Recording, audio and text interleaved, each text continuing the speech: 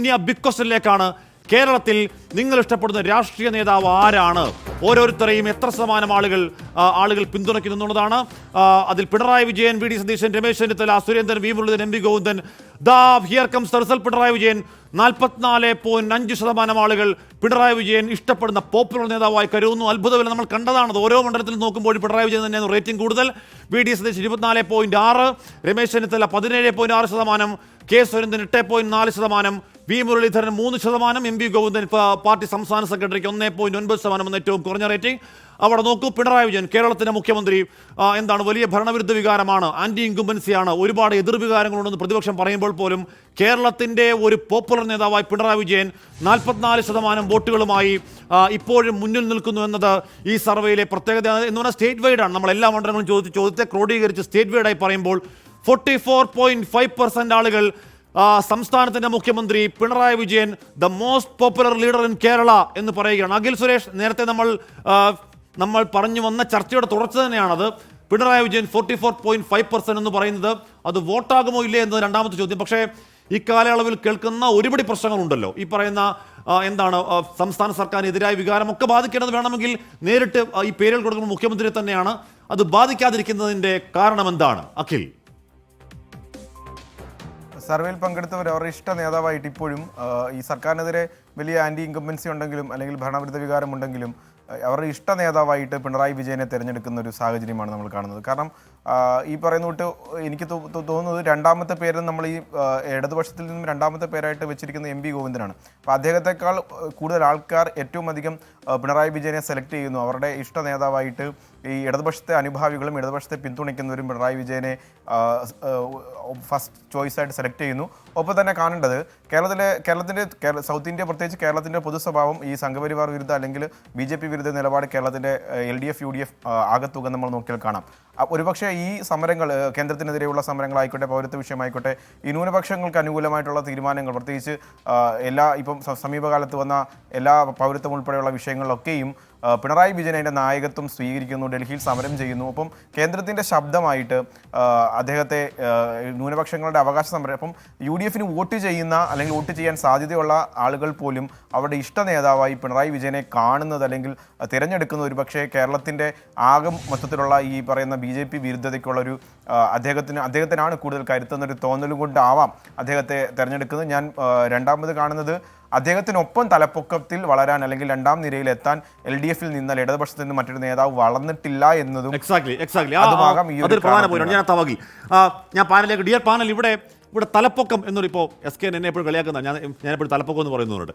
ഈ തലപ്പൊക്കം എന്നൊരു സംഗതിയുണ്ട് എന്ന് പറഞ്ഞാൽ അത് ഒരുപക്ഷെ ഇഷ്ടം എന്നതിലേക്ക് ട്രാൻസ്ലേറ്റ് ചെയ്യാൻ പറ്റുമോ എന്നറിയില്ല. പക്ഷേ ഈ പറയുന്ന പെർസെപ്ഷനുള്ള ഈ പറയുന്ന ഒരു വലിയ നേതാവ് എന്നതിന് പകരം വയ്ക്കാൻ ഇപ്പുറത്ത് ആരുണ്ട് എന്നതിൻ്റെ മറുപടി ഇല്ലായ്മയിൽ നിന്ന് കൂടി കുറച്ച് വോട്ടുകൾ അങ്ങോട്ടേക്ക് പോകുന്നു എന്ന് കരുതണോ?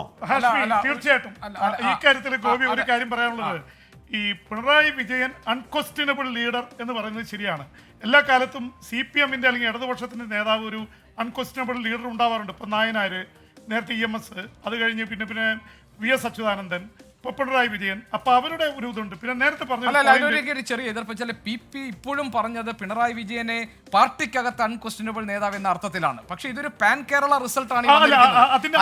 അതിനൊരു രാഷ്ട്രീയ കഥ, അതായത് പിണറായി വിജയന്റെ ഈ ജനപ്രിയതയുടെ രാഷ്ട്രീയ കാരണങ്ങൾ എന്തായിരിക്കും എന്നുള്ളതാണ് നേരത്തെ അഖിൽ പറഞ്ഞത്. കാരണം BJP വിരുദ്ധ രാഷ്ട്രീയത്തിന് ഈ ന്യൂനപക്ഷ വിഭാഗങ്ങൾക്ക് വിശ്വസിക്കാൻ കഴിയാവുന്ന ഒരു നേതാവ് എന്ന നിലയിൽ പിണറായി വിജയനെ കാണുന്നുണ്ടോ? അതാണോ ഈ ജനപ്രിയതയ്ക്ക് പിന്നിൽ എന്ന ക്വസ്റ്റ്യൻ വളരെ ഇമ്പോർട്ടന്റ് ആണ്. അത് ആ രാഷ്ട്രീയത്തെ എന്തുകൊണ്ടാണ്, അതായത് CPM-ന്റെ നേതാവ് എന്ന നിലയിൽ ആണോ പിണറായി വിജയൻ സ്വീകാര്യനാകുന്നത്? അതല്ല കേരളത്തിൽ പാൻ കേരള ഇമേജ് ഉണ്ട്. പ്രത്യേകിച്ച് ആന്റി BJP പ്ലാറ്റ്ഫോമിന്റെ ഏറ്റവും ശക്തനായ നേതാവായിട്ട് ന്യൂനപക്ഷങ്ങൾ കൂടി അദ്ദേഹത്തെ കാണുന്നുണ്ട്. ആ ന്യൂനപക്ഷങ്ങൾ വോട്ട് ചെയ്യുന്ന ഒരു പക്ഷേ UDF മുന്നണിക്കായിരിക്കാം. പക്ഷേ അവര് മറ്റേ പിണറായി വിജയനോട് അത്രത്തോളം BJP-ക്കെതിരെ പോരാടുന്ന ഒരു നേതാവിനെ കേരളത്തിൽ UDF-ൽ കാണുന്നില്ല എന്നുള്ളതായിരിക്കാം. ഇതിൽ ഞാൻ അതിലൊരു കാര്യം പറയട്ടെ, എന്തുകൊണ്ടാണ് അങ്ങനെ കാണാതിരിക്കുന്നത്? രണ്ട് സാഹചര്യം. ഒന്ന്, നമ്മൾ പുതുപ്പള്ളി നിയമസഭാ ഉപതെരഞ്ഞെടുപ്പിന് ശേഷം സംയുക്ത വാർത്താ സമ്മേളനം നടത്താൻ വന്ന പ്രതിപക്ഷ നേതാവും KPCC അധ്യക്ഷനൂടെ കാട്ടിക്കൂട്ട് എന്താണ് നമ്മൾ കണ്ടതാണ്. അതിലൊരു നേതാവിനെ ആ നിലയിൽ ആര് സംസാരിക്കണം എന്നതിൽ പോലും ഒരു തീർപ്പില്ലാത്ത ഒരു അഭിപ്രായ ഐക്യമില്ലാത്ത ഒരു തെരഞ്ഞെടുപ്പ് റിസൾട്ട് വന്ന ദിവസത്തെ വേദിയിലെ പ്രകടനം നമ്മൾ കണ്ടതാണ്. പിന്നീട് അല്ല, നമ്മൾ അത് കണ്ട- ജനപ്രിയതയ്ക്കുള്ള മാനദണ്ഡമാണോ? അതെ, പിന്നെ ഉറപ്പായും ഞാൻ ഒരു ലീഡറാണ്, ഒരു ലീഡർ എന്ന നിലയിൽ. പിന്നീട് നമ്മൾ KPCC അധ്യക്ഷൻ ഇപ്പോൾ ഈ ലിസ്റ്റിൽ ഇല്ലെങ്കിൽ പോലും പ്രതിപക്ഷ നേതാവിനെ കേരള പ്രദേശ് കോൺഗ്രസ് കമ്മിറ്റിയുടെ അധ്യക്ഷൻ ആലപ്പുഴയിലെ വേദിയിൽ എന്താണ് പറഞ്ഞത് നമ്മൾ കേട്ട. ഇതൊക്കെ ലീഡർഷിപ്പ് പറയുമ്പോഴേ ഒരു വ്യത്യാസം ഞാൻ പറയാം. കഴിഞ്ഞ സർവേകളിൽ എമർജ് ചെയ്ത് വന്നിരുന്നത് VD സതീശനും K സുധാകരനുമായിരുന്നു. ഇത്തവണത്തെ സർവേയിൽ സുധാകരൻ മാറി രമേശ് ചെന്നിത്തല ജനകീയ നേതാക്കളുടെ ഇടയിലേക്ക് കയറി വന്നിരിക്കുന്നു. വിജയൻ പറഞ്ഞ ലോജിക്കൽ ഒരു പ്രശ്നം, K കരുണാകരനും AK ആന്റണിയും ഉമ്മൻചാണ്ടിയും ഒക്കെ ഇങ്ങനെ വ്യത്യസ്തമായ ധ്രുവങ്ങളിൽ നിൽക്കുകയും പരസ്പരം പ്രശ്നങ്ങൾ ഉണ്ടായപ്പോൾ ജനപ്രിയത അതിന്റേതായ അർത്ഥത്തിൽ രൂപപ്പെടുത്തി എടുത്തിരുന്നു. അല്ല, ആ സമയത്ത് അതാണ് ഞാൻ കമ്പയർ ചെയ്തത്. നിങ്ങൾക്ക് ഏതെങ്കിലും സമയത്ത് ഈ രണ്ട് നേതാക്കളെ ഉമ്മൻചാണ്ടിയോടോ K കരുണാകരനോടോ AK ആന്റണിയോടോ കമ്പയർ ചെയ്യാൻ പറ്റും? അവർ തമ്മിൽ അഭിപ്രായ വ്യത്യാസം ഉണ്ടായിരുന്നു. പക്ഷേ മാധ്യമങ്ങൾ ഈ നിലയിലായിരുന്നില്ല. അല്ല, ഞാൻ പറഞ്ഞത് അങ്ങനെ അതിന് വേറെ സാഹചര്യങ്ങളൊക്കെ ഉണ്ട്. ഞാൻ പറഞ്ഞ ഒരു കാരണവശാലും പ്രവർത്തകരുടെ ആത്മവിശ്വാസം തകർക്കുന്ന തരത്തിലേക്ക് ആ നേതാക്കന്മാർ എവിടെയെങ്കിലും പെരുമാറിയിട്ടുണ്ടോ?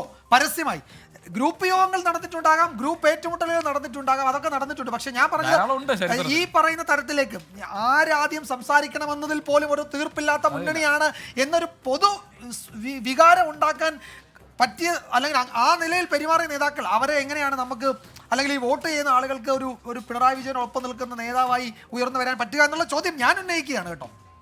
പിന്നെ വേറൊരു കാര്യമുള്ളത്, ജനപ്രിയ നേതാക്കൾ മത്സരിക്കുന്ന സ്ഥാനാർത്ഥികളുണ്ട്. കഴിഞ്ഞ സർവേകളിലൊക്കെ ശശി തരൂര്, KK ശൈലജ, K സുധാകരന്റെ പേര് ഞാൻ പറയാൻ പറ്റും. സുധാകരൻ സ്ഥാനാർത്ഥി ആയതുകൊണ്ടായിരിക്കും ഒരു പക്ഷേ ജനപ്രിയ നേതാക്കൾ ഉൾപ്പെടുത്താതെ പോയത്. KK ശൈലജ ടീച്ചർ സ്ഥാനാർത്ഥിയാണ്, ശശി തരൂർ സ്ഥാനാർത്ഥിയാണ്. അവർ മത്സരിച്ചത് കൊണ്ട് അവരുടെ പേര് ഇതിൽ ഉൾപ്പെടുത്തിയിട്ടില്ല. അപ്പം 44.5% ആളുകൾ മുഖ്യമന്ത്രി പിണറായി വിജയനെ തന്നെ ഇപ്പോഴും ഒരു തലപ്പക്കമുള്ള ഇഷ്ടമുള്ള നേതാവായി കരുതുന്നു എന്നുള്ളത് ശ്രദ്ധേയമാണ്. എന്ന് പറഞ്ഞാൽ അത് ഈ ലോക്സഭാ തെരഞ്ഞെടുപ്പിന്റെ കാര്യം മാത്രമല്ല, ഞാൻ പറഞ്ഞ പോലെ നമ്മുടെ കേരളത്തിന്റെ മുന്നോട്ടുള്ള അടുത്ത നിയമസഭാ രാഷ്ട്രീയത്തിലേക്കൊക്കെ നിൽക്കാവുന്ന ഒരു ദിശാസൂചികയാണ്.